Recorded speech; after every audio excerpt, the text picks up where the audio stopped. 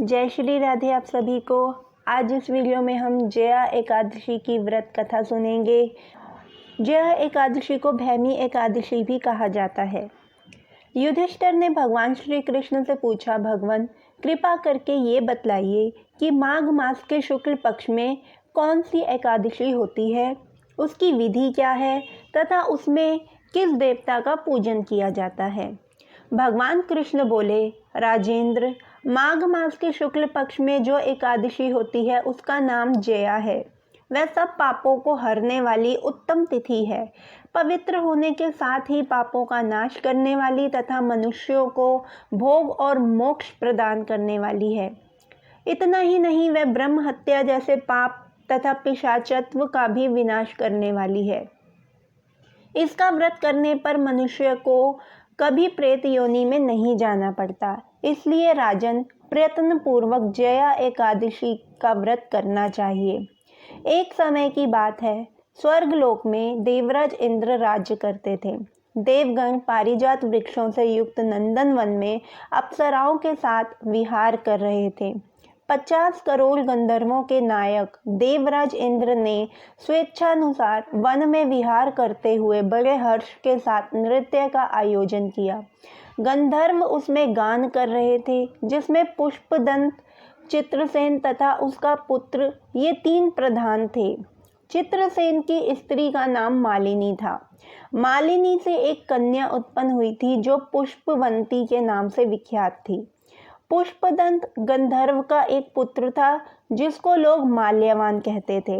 माल्यवान पुष्पवंती के रूप तथा सौंदर्य पर मोहित था। ये दोनों भी इंद्र के संतोषार्थ नृत्य करने के लिए आए थे।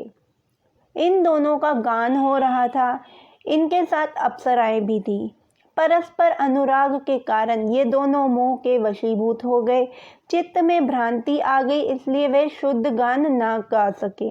कभी ताल भंग हो जाता था तो कभी गीत बंद हो जाता था। इंद्र ने इस प्रमाद पर विचार किया। इसे अपना अपमान समझकर वे कुपित हो गए।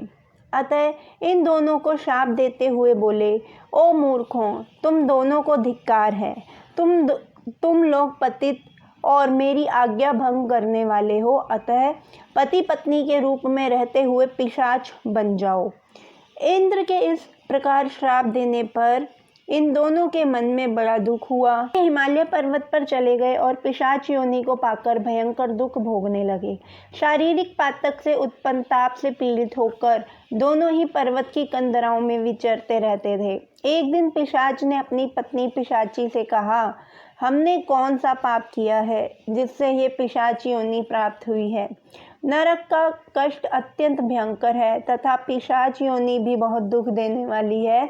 अतः पूर्ण प्रयत्न करके पाप करने से बचना चाहिए। इस प्रकार चिंता मग्न होकर वे दोनों दुख के कारण सूखते जा रहे थे। दैव योग से उन्हें माघ मास के शुक्ल पक्ष की एकादशी की तिथि प्राप्त हो गई। जया नाम से विख्यात वह तिथि सब तिथियों में उत्तम है। उस दिन उन दोनों ने सब प्रकार के आहार त्याग दिए, जल पान तक नहीं किया, किसी जीव की हिंसा नहीं की, यहाँ तक कि खाने के लिए एक फल तक नहीं काटा। निरंतर दुख से युक्त होकर वे एक पीपल के समीप बैठे रहे। सूर्यास्त हो गया। उनके प्राण हर लेने वाली भयंकर रात्रि उपस्थित हुई। उन्हें नींद नहीं आई। वे रति या और कोई सुख भी नहीं पा सके। सूर्योदय हुआ, द्वादशी का दिन आया। इस प्रकार उस पिशाच दंपत्ति के द्वारा जया के उत्तम व्रत का पालन हो गया। उन्होंने रात में जागरण भी किया था। उस व्रत के प्रभाव से तथा भगवान विष्णु की शक्ति से उन दोनों का पिशाचत्व दूर हो गया। पुष्पवंती और माल्यवान अपने पूर्व रूप में आ गए। उनके हृदय में वही पुराना प्रेम उमड़ रहा था। उनके शरीर पर पहले जैसे ही अलंकार शोभा पा रहे थे। वे दोनों मनोहर रूप धारण करके विमान पर बैठे और स्वर्गलोक में चले गए। वहां देवराज इंद्र के सामने जाकर दोनों ने बड़ी प्रसन्नता के साथ उन्हें प्रणाम किया। उन्हें इस रूप में उपस्थित देखकर इंद्र को बड़ा विस्मय हुआ। उन्होंने पूछा, बताओ, किस पुण्य के प्रभाव से तुम दोनों का पिशाचत्व दूर हुआ है?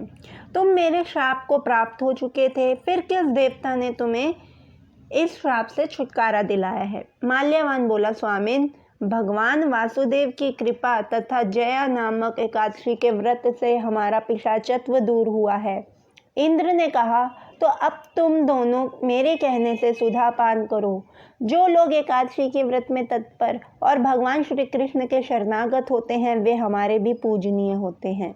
भगवान श्री कृष्ण कहते हैं, राजन, इस कारण एकादशी का व्रत करना चाहिए। नृपश्रेष्ठ, जया एकादशी ब्रह्म हत्या का पाप भी दूर करने वाली है। जिसने जया का व्रत किया है उसने सब प्रकार के दान दे दिए और संपूर्ण यज्ञों का अनुष्ठान कर लिया। इस महात्म के पढ़ने और